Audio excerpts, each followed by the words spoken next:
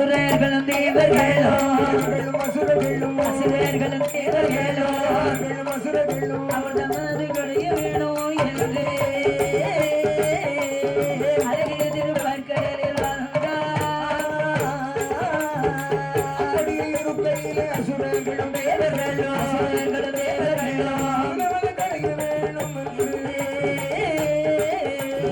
அவர்கள் திருப்பாற்கடலில்